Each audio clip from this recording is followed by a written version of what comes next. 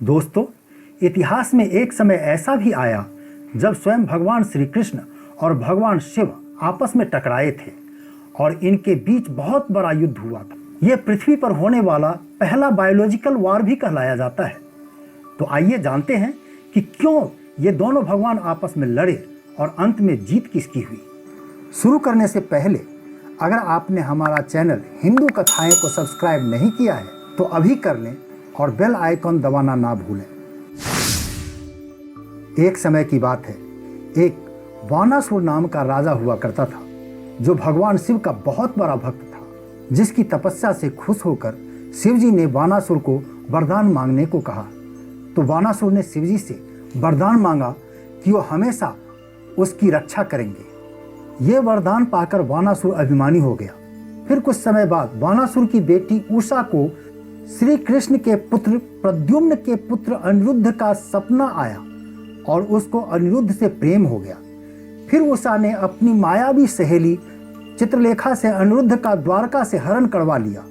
वो अनिरुद्ध को केदारनाथ के पास ओखीमठ नामक जगह ले गई, जहां उषा ने अनिरुद्ध से अपने प्रेम का इजहार किया और अनिरुद्ध को भी उषा से प्रेम हो गया और वो कुछ दिन वहीं रहे। जब इस बात का वानासुर को पता चला तो वानासुर ने अनिरुद्ध को बंदी बना लिया।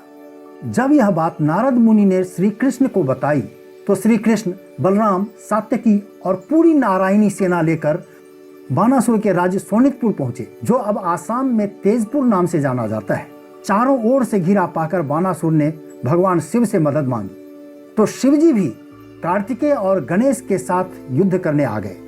फिर श्री कृष्ण और शिव जी में एक भयंकर युद्ध हुआ, जिसमें शिव जी ने अपने पशुपतास्त्र से कृष्ण जी पर वार किया, लेकिन कृष्ण ने अपने नारायणास्त्र का उपयोग किया और दोनों को ही कुछ नहीं हुआ। फिर शिव जी ने माहेश्वरी ज्वर छोड़ा, जो एक तरह का बैक्टीरिया था, जिससे सब जगह बीमारी फैलने लगी और सब मरने लगे। तो श्री कृष्ण ने अपनी सेना को बचाने के लिए वैष्णव ज्वर छोड़ा और फिर सब ठीक हुए। लेकिन युद्ध अभी भी चल रहा था। श्री कृष्ण ने शिव जी से प्रार्थना की कि मुझे धर्म की रक्षा करने के लिए वानासुर का अहंकार को खत्म करना ही पड़ेगा, जिसको सुन के शिव जी शांत हुए और उन्होंने कृष्ण जी को जुम्भानास्त्र से हमला करने को कहा, जिससे हमला करते ही शिव जी को नींद आ गई और वो सो गए। फिर श्री कृष्ण ने सुदर्शन चक्र से वानासुर के हजारों भुजाओं को काटना शुरू कर दिया और भुजाओं को काटने के बाद जब सुदर्शन चक्र गला काटने लगा तो वानासुर ने एक बार फिर से शिव जी से गुहार लगाई, जिसको सुन के शिव जी उठे और उन्होंने श्री कृष्ण से वानासुर को न मारने को कहा, क्योंकि शिव जी ने उसकी रक्षा का वरदान दिया हुआ था। तो श्री कृष्ण ने कहा कि वह वानासुर को नहीं मारेंगे, क्योंकि वानासुर प्रहलाद का वंशज है और उन्होंने प्रहलाद को वरदान दिया था कि प्रहलाद का कोई भी वंशज भगवान विष्णु या उनके किसी भी अवतार से नहीं मारा जाएगा।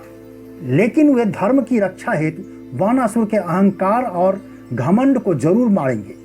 और उन्होंने वानासुर को उसके केवल 4 भुजाओं के साथ जीवित छोड़ दिया, जिससे वानासुर को अपनी गलती का एहसास हुआ और उन्होंने श्री कृष्ण से माफी मांगी और अनिरुद्ध को छोड़ दिया और उषा को उनके साथ भेजा। फिर वानासुर ने संन्यास लेकर हिमालय जाकर शिव जी की आराधना में अपना जीवन व्यतीत किया। दोस्तों, कहा जाता है कि कृष्ण और शिव के युद्ध में इतना खून बहा कि उस पूरे शहर में हर जगह खून ही खून था और इसलिए अब उसको तेजपुर कहा जाता है, जिसका मतलब खून का शहर होता है। तो दोस्तों, ये थी कहानी भगवान श्री कृष्ण और भगवान शिव के बीच हुए युद्ध की। आशा करता हूँ कि आपको ये वीडियो पसंद आई होगी और आज आपने कुछ नया सीखा होगा।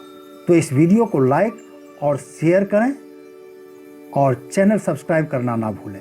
जय श्री कृष्ण।